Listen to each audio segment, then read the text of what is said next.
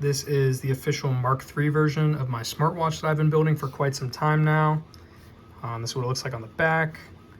It hosts a 150 milliamp hour LiPo battery, as you can see on the back there. And I'm going to turn it on now.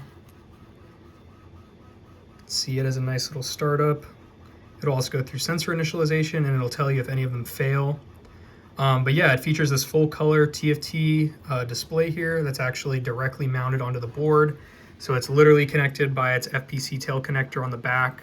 No dev board or anything for the actual screen, just purely mounted on there. You can wake it up by hitting this button.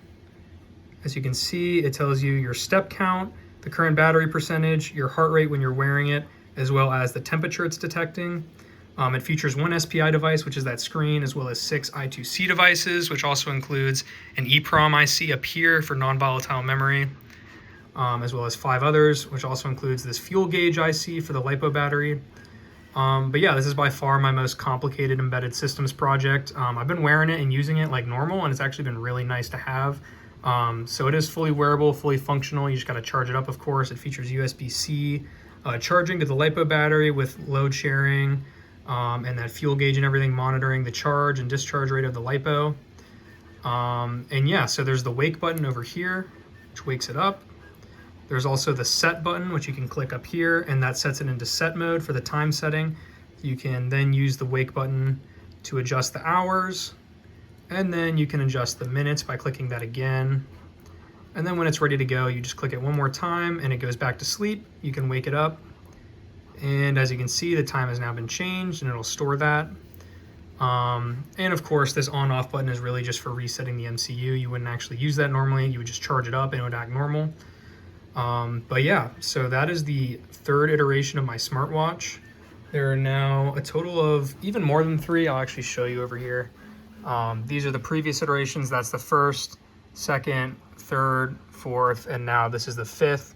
By far the most polished and advanced one yet by lots. Not even close, honestly, to even the last one. It's way above the last one, as you can see. Just the complexity of the circuitry on board. This one is way less. This one is super dense, as you can see, and there's literally no components on the back except for the LiPo, the heart rate monitor IC, as well as the FPC connector.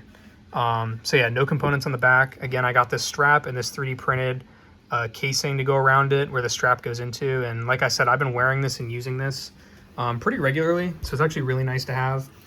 I'm trying to think of what else to say. Of course, you can read all about it on my website or contact me and ask me questions. All of it's open source, all the firmware, PCB design work is all open source, so you have full access to that. There's also a shift register here that'll light up the battery indicators, so you can see there's a couple LEDs, each represents about 25% charge. These do in fact work. The only reason they're not on right now is because the battery is below the minimum for one of these to turn on. So it is at 11% right now, so none of these are going to be turned on because it's basically at 0. But that's another feature that's on here as well. And yeah, so that's about everything that I really have to say for this.